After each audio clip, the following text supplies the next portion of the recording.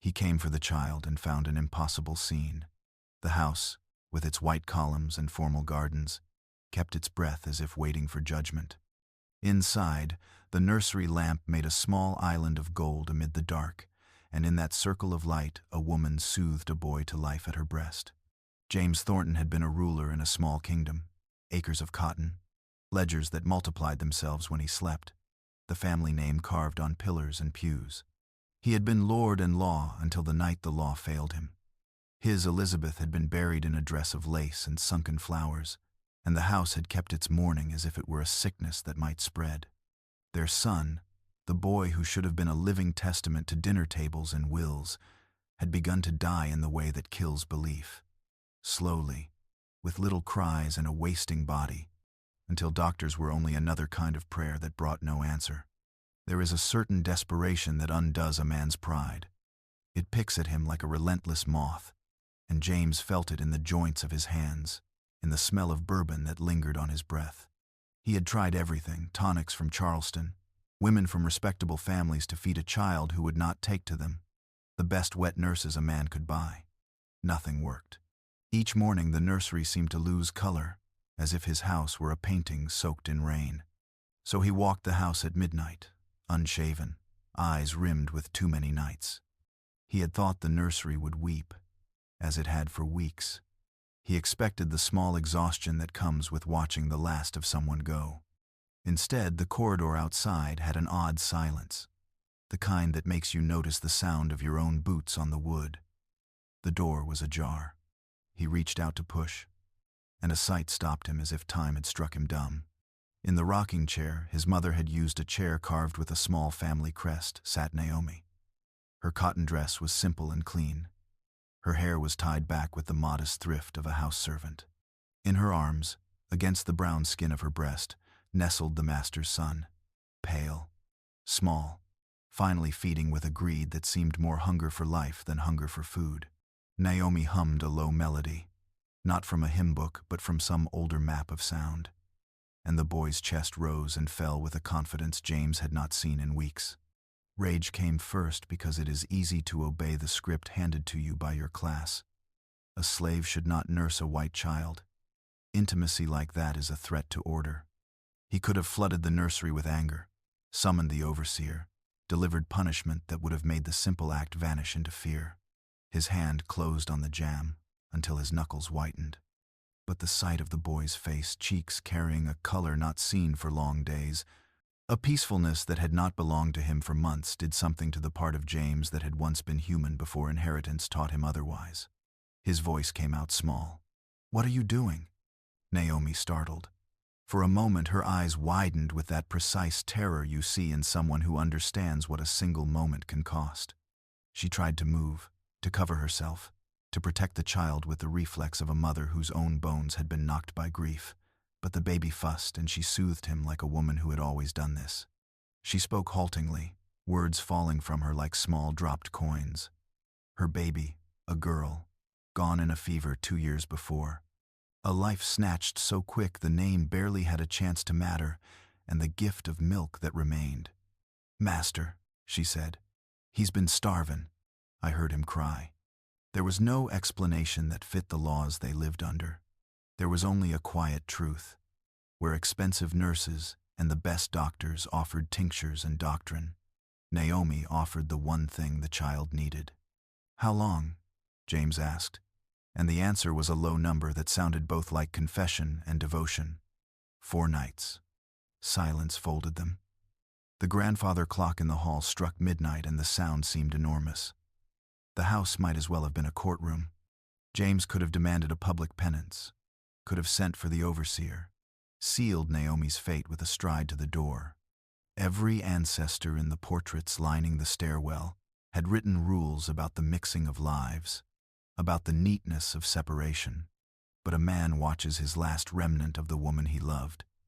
That tiny living thing named for the past and the future, blink in new color, and some other ledger written not in ink but in feeling, outweighs the balance of society. "Get up," he said instead, as if his voice were a weather vane turning. "Tell me everything," Naomi told him without flourish.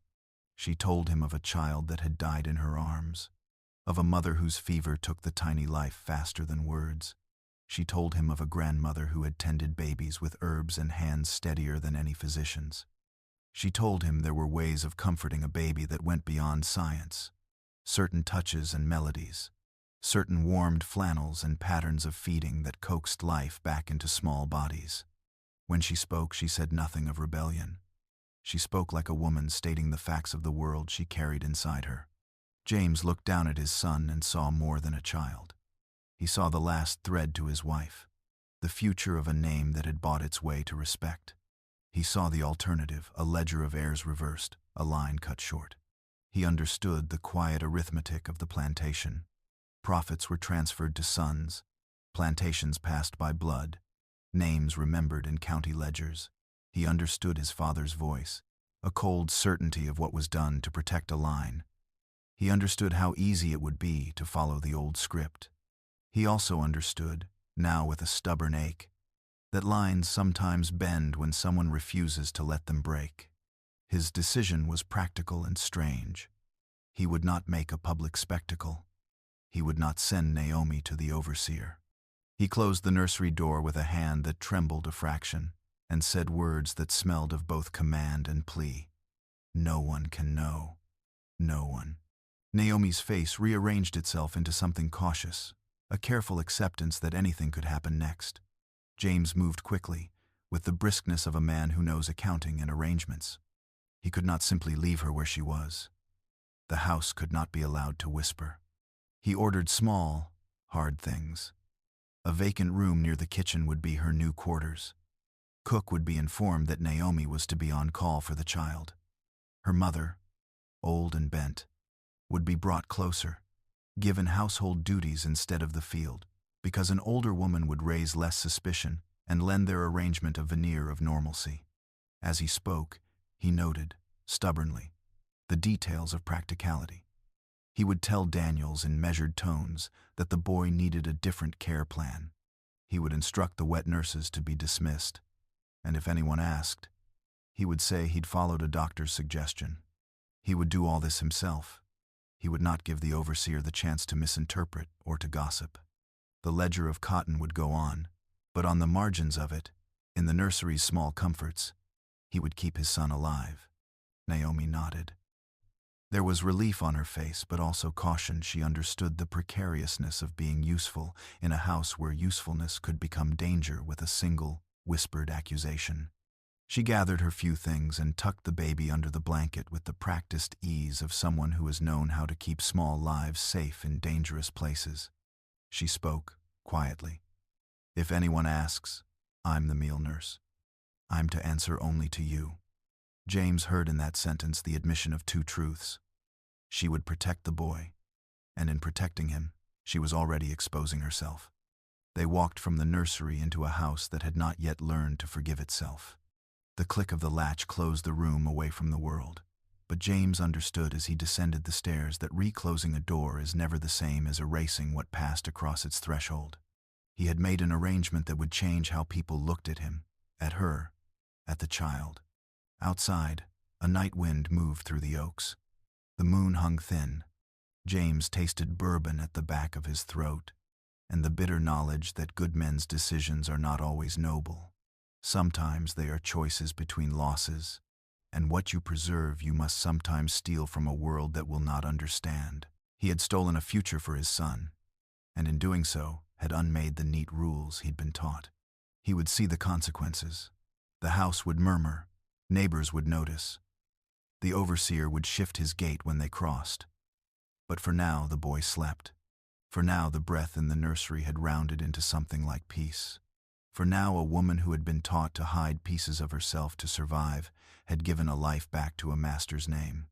The clock struck again, and James, hand on the banister his forebears had polished, allowed himself a small, private moment of triumph and terror. He had crossed a line in the dark. In the morning the plantation would wake and the world would continue to assign places to men and to the people they owned. What he had just done counted more than a ledger entry. It was a small revolution held in the crook of a child's arm. He could not yet see how far the ripples would run. He could not imagine which fences would splinter first. But the first act had been done. He had chosen the life of his son over the neat dignity of a name on a county list. He had closed the nursery door not to hide a shame, but to protect a secret that, for the moment, was the difference between a child who lived and a child who died. Outside, the first sounds of the slave quarters stirring reached the house. A pot lid, a cough, the world turning. Inside, under lamplight, Naomi smoothed the blanket over the boy's chest and hummed into the dark. The melody was not of sermons or lesson books. It belonged to bodies that remember where they came from. The house held that sound like a thing that might break or might bend, and James, standing in the doorway for a moment longer, felt both possibilities at once. When he turned and went to his rooms, he left a different man than the one who had paced the study hours earlier. He left with a secret, with compromise, with a sense of what it costs to preserve a name. He left, knowing that the quiet click of the nursery latch had set the world of Thornton Manor into motion, and that murmurs, once started, do not always stay small. Rumor is a small animal that lives in the narrow spaces where people cannot look each other in the face. It begins as a rustle, a servant's curious glance, a neighbor's carriage talk, and in places built on etiquette and bloodlines, it grows muscle quickly. James had closed the nursery door to protect a child. The door could stop sight, but not sound. By dawn, the house already carried a new kind of attention, subtle as a draft, but insistent as thirst. He moved through those first days like a man balancing stems of glass. At breakfast, the cooks looked up when he passed. Mary, who had served Elizabeth and the household through winters and births and deaths, met his eye with a caution that felt like a report. The field hands barely blinked, seasoned in the economy of avoiding notice, yet their heads turned in the same way a flock will nod toward a new shadow in the sky. Danile, the overseer, came by the study with ledger concerns, the kind that wear the same face as gossip, and James watched him measure the space between his words. "You're reassigning hands without consulting me," Daniel said, hat in hand, and his tone was less about cotton than about the way power had been rearranged. James answered in the ledger's language. Practical, unemotional. Naomi and her mother would come into the house as household help. The boy required care the house could not supply without risk. Daniel's jaw tightened. His authority had been bypassed. "My son's life is worth more than cotton," James said. The answer should have settled the matter in the way money settles arguments. It did not. People listen to words but act on meaning. The meaning had spread through the rows of houses and the carriage roads faster than any proclamation. They watched for signs. House servants noticed the new rocking chair, the way a chair that had belonged to James's grandmother had been moved up and down, the way a small bundle of clothes was folded with uncommon care and placed near the nursery door. Field hands, who catalogued the estate in a practical ledger of their own, who works where, who left early, who came back late, noticed Naomi's absence from the pick lines. Neighbors who had been entertained at Thornton Manor commented at suppers. At church, the whispers moved like smoke between pews. The public face of propriety smiled. The private face of curiosity sharpened into question. It was not simply idle curiosity. In a world that built itself upon inference as much as on law, a woman found in a master's nursery was a story with many dangerous endings. Miss Harriet Wilkes spun one of those endings like a web at a Sunday social. She suggested casual concern for James's attention to his child. Then, with practiced softness, suggested an arrangement more proper, a governess, a suitable woman from a fine family. The insinuation was a rope thrown across a bridge he had to cross in front of many people. James felt the weight of it the way a man feels a hand on his coat in a crowd. He went to Willow Creek Ball because a master must be seen.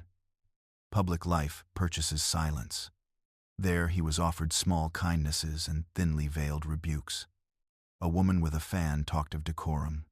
Men spoke of gins and yields.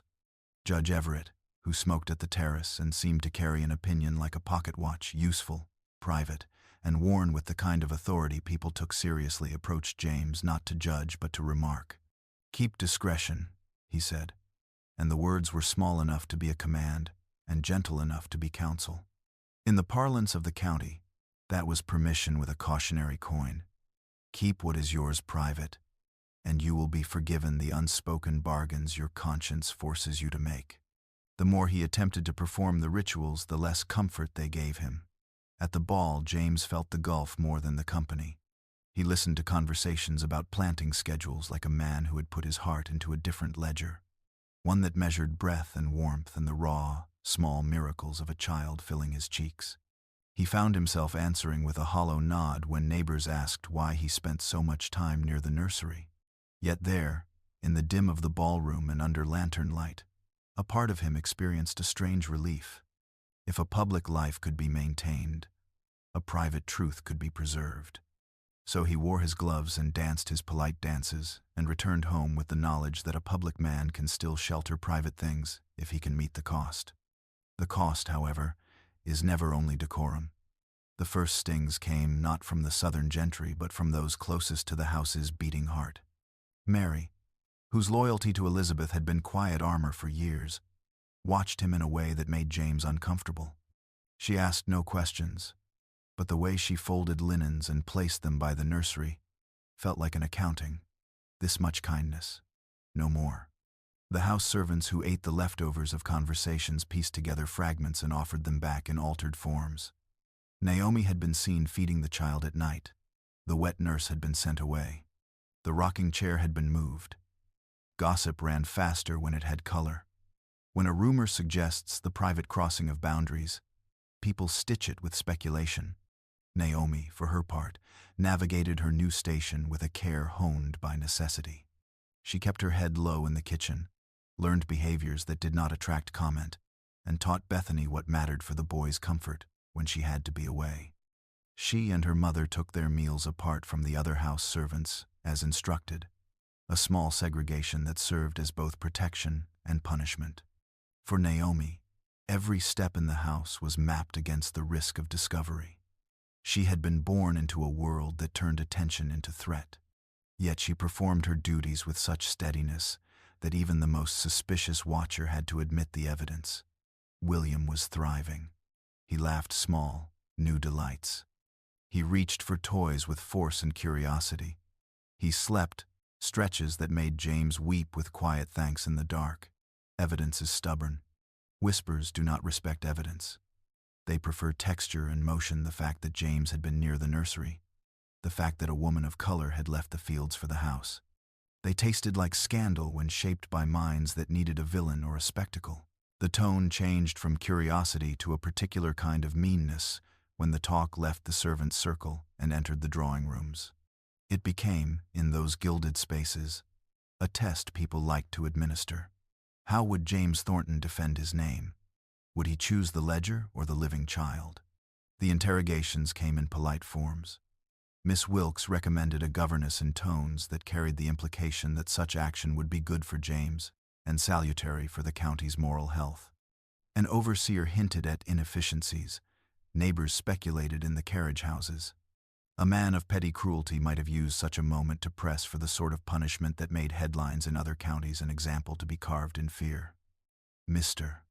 Daniels, the overseer, who kept his eyes on yields and his mouth on a tight line about propriety, watched for cracks in James's armor. James learned quickly that power is not absolute when what it protects is a private truth that offends the public imagination. He also learned that protection requires action as much as discretion. There were practical concessions he would not make. He refused to hand Naomi over to the overseer and refused to delegate decision-making to men who enjoyed gossip as entertainment. He insisted that any inquiries be brought to him. He supplied the house with a narrative when necessary. A doctor's change in care plan. A complaint about wet nurses. Lies are blunt instruments, but they serve when the alternative is worse. Even as he negotiated, James felt himself changing in ways he did not like to name. He had always measured himself in terms of possessions and influence. Now he measured himself by the sound of another man's small sleep and by the way a child's hand curled in his finger. The nights he spent near the nursery shrank his world and altered the names of things. The nursery was not a mausoleum anymore. It was a place alive with meaning. Yet every tender step forward was mirrored by a tightening in his chest. the knowledge that sympathy could solidify into scandal, and that one day someone might decide that a child's life was less important than the cleanliness of their social ledger. In the house, the dynamics shifted. Some servants, those who had known Naomi's worth, moved closer in protective ways. Others edged away. Bethany, who had been taught by Naomi the subtle arts of soothing an infant, became a quiet ally, learning the work and accepting the household's new rhythms. Mary assisted in small matters, a reassurance in the way she placed blankets and a steady hand when a nurse needed guidance. Outside the house, the county murmured and arranged itself into factions. Those who thought James had done what any father would, and those who believed he had crossed a line that must not be crossed. The latter made a show of orthodoxy, because conforming to a code imbued them with certainty in a world they otherwise barely controlled. The real danger came not from words but from an action. Rumors can be smothered while they are gossip, but when someone decides to act on them to force an explanation, to make a spectacle, a house that depends on silence finds itself without cover. One afternoon an allegation arrived like a bad season. A neighbor's overseer, looking for a grievance, came to speak with Daniels after watching the Thornton carriage. His questions were thinly veiled challenges, and the air tightened. A confrontation could be staged at any moment, and with it the legal tools men thought would protect them from shame, sale, punishment. Ostracism could be used as instruments of cruelty. That evening, before the shadow of a confrontation could harden into shape, Judge Everett paid a private call. He sat in James's study, cigar smoke curling in polite plumes, and offered not law but judgment of a different sort. "You have picked a dangerous quiet for yourself," he said, his words threaded with the weight of someone who understood both the value of reputation and the limits of human decency. "Discretion goes a long way, Mr. Thornton. So does the courage to do right by what you have made." The judge's words were not an absolution. They were a stratagem. It was the sort of counsel that asked him to stand ready, to keep his face in public, to let the world think its stories, to be ruthless in private about the safety of what truly mattered. James left the meeting with the bitter sense that he had traded a kind of innocence for a new knowledge. Men who protected their reputations also had to become architects of secrecy. That night he returned to the nursery and found Naomi humming, the melody that had first stilled his anger like a hand upon a pulse. William slept thick and honest, the chest heaving in a rhythm that promised a future. The house hummed with the small noises of servants and wind. James stood in the doorway and listened as if to a prayer. He felt both the solitude of the man who must now be secret keeper and the small, bright thread of something else.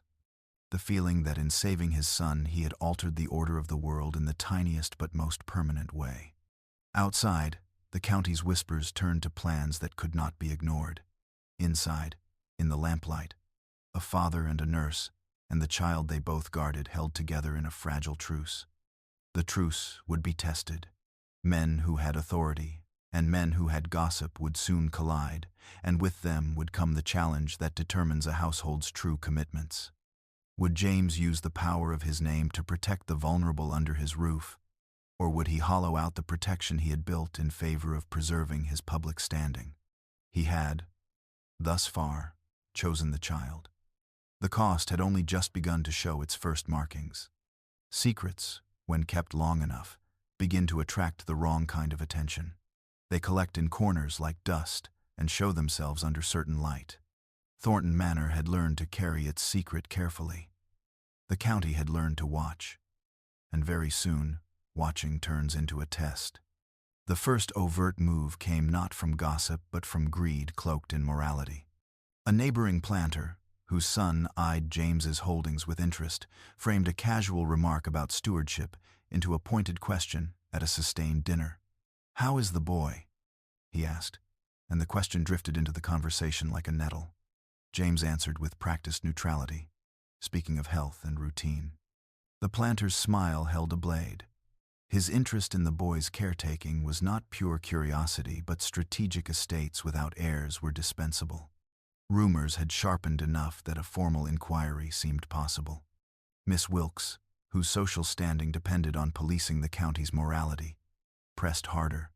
Her little barbs now intended to elicit an answer from James that could be woven into a public case. Such a thing could be manufactured. A rumor of impropriety could be turned into a public spectacle, with men willing to sign affidavits and neighbors willing to provide testimony wrapped in the language of concern. James saw the shape of the danger, and with that clarity came a different kind of calculation. He could fight with words and money and the law, but all those instruments required him to trade the quiet safety of a child for the thunder of public defense. Or he could take action that was quieter but held a different kind of risk. He chose the latter. He would become an active steward of the secret, not merely a passive guardian. It began with small, decisive acts. He made changes to household routines, the introduction of a visiting nurse from a respectable family who would be seen and whose presence would offer a veneer of explanation for Naomi's proximity to the nursery. He formalized Naomi's role in paper, a note in his private ledger, assignments that would stand if asked about. He moved servants' schedules to create the illusion of ordinary operations. Lies are not noble, but there is a craft to them when used to protect a fragile life. Even as he manipulated appearances, James began to realize that protection required more than arrangement. It required moral patience and willingness to be judged. He learned to sit at county tables and endure the judgment of a society that preferred its sins to be out of sight. He listened as men spoke of order and of the dangers of mixing ranks, and he answered lightly, protecting the child with the armor of a man who had nothing left to lose. The neighborhood watches and whispers continued, but James had accepted the calculus. To keep what matters, you sometimes must bear the burden of public slights. The threatened action did arrive. A formal complaint, thin on facts, rich on insinuations, spread in the county. It was the sort of paper that asked questions rather than demanded answers, the kind that invited a court before it asked for charity. In the face of it, some expected James to react with the bluster of a man who cannot tolerate threat. Instead, he did something subtler. He summoned Judge Everett not to plead but to consult. The judge, whose private counsel had been discreet support, advised a course both pragmatic and humane. Use the law to shield the child's health as the reason for exceptional arrangements, and let charity and reason be the public frame. James followed that counsel. He presented documentation, doctor's notes carefully solicited and issued by physicians who were willing to write what he needed, that described an atypical infant course and recommended a carefully supervised household care plan. It was a paper truth built on a lie of omission, but it shielded Naomi from immediate danger. Those who came looking were met with a paper trail and formal explanations. The public case, for the moment, was blunted. That did not end the intrusions. There were social penalties that money could not erase. Calls no longer returned. The cold acceptance at county tables. The replacement of dinner invitations with polite silence. Miss Wilkes circulated her opinions in salons and drew a line between James and certain circles he had once frequented. Family relations grew uncertain. The Thornton name, which had always been a passport, now carried a rumor. James felt the shifting like a slow erosion at the house's foundations. Worse, the arrangement brought new dangers for Naomi. Despite James's efforts, there were those who judged her not as a caregiver, but as an object to be punished for the crime of proximity. In plantation economies, the most vulnerable person is often the one who must be made example of to restore a community's sense of order. James understood that protecting the child required protecting the woman who had saved him. He guarded her more fiercely than he had ever guarded a ledger. There were moments of mercy and cruelty intertwined. A woman who had once been slighted at a party now sent a gift of linens with the brief note of piety. A neighbor withheld a business favor. At home, the servants watched the house's temperature change. Some offered quiet allegiance. Others whispered cautions. Naomi's life was steadied by James's insistence that she remain under his direct orders and by the practicalities he arranged. Better food, a safer bed, a hand to help when needed. In return, Naomi continued to do what she had always done, tend the child with a constancy unbothered by gossip. As the months unfolded, William grew into a child who could not be denied. His laughter erased whispers and small moments, and people who could not stand James' choices softened in the face of a healthy boy. Some grudgingly admitted that a child's evident health was a truth more convincing than rumor. The world is practical in the end. It often adjusts when necessity is visible enough. Still, the damage to James's social standing could not be fully repaired. Invitations were rationed. There were furtive glances when he walked the county road. For all that, there were small gains he could not trade. The sound of his son's breathing in the night, the solidity of William's small hand in his. He had traded a name's unblemished comfort for the messy human work of safeguarding life. He could fancy himself noble or merely pragmatic, but the truth was simpler. A father would not stand aside when a child's life hung on a choice he could make. Years move differently in places where time is measured by harvests and by the growth of children. The cotton came, heavy and profitable some seasons, thin in others. William became a boy with the father's eyes and Naomi's mouth. He climbed into James's lap with ease and reached for tools and toys with equal appetite. He learned to trust the soft hands that had held him and the harder ones that had led the estate. He learned, perhaps before he understood the politics of it, that some families are formed by necessity rather than respectability.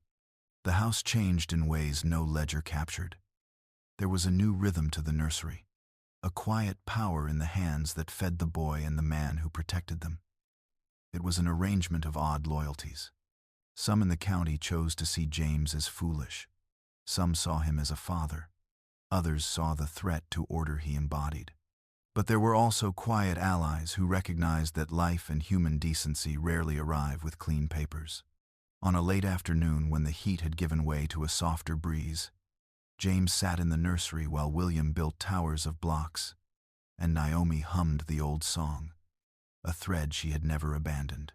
She spoke to the boy in a language that mixed small lessons and lullabies, and James watched the ordinary miracle of his son's hands, learning the weight of things. Outside, fields held their patterns. Inside, the house had learned to fold a secret into its day like a stitch. He had become a strange sort of revolutionary, one whose rebellion was measured not in banners, but in the protection of a life. He knew the future would not be tidy. Boundaries crossed in private have a way of rippling outward. Men who keep order often make examples, and time would show whether Thornton Manor would be measured by the sound of its cotton harvests or by the way it rearranged its moral ledgers. For now, at least, the boy lived and grew. For now, the small revolution, one father's choice to value a child above a spotless name, had been enough to change the house's axis. The final image is not of courtroom or hangman's rope, but of the nursery at dusk, a rocking chair slowly moving, a child asleep in a safe arm, and a woman who had once been a field hand smoothing a blanket with hands that remembered seas and sicknesses and the names of herbs. It is a modest picture of progress and peril. It is the kind of change that does not topple at once, but begins in rooms and spreads outward with the persistence of water cutting stone. James had uncovered something dangerous and beautiful in the dark, an act that bound him to a woman the world would not accept, and to a son who would not forsake him. He had chosen, repeatedly, the messy thing, life over ledger, human need over reputation. In a small Georgia county, where the sun burned and the oaks held centuries of shadow, that choice was a seed. Seeds do not always sprout into forests, but given the right weather, given stubbornness and shelter and the quiet work of those who care for what is small, they grow. William grew into a child who would someday ask questions he did not yet have words for.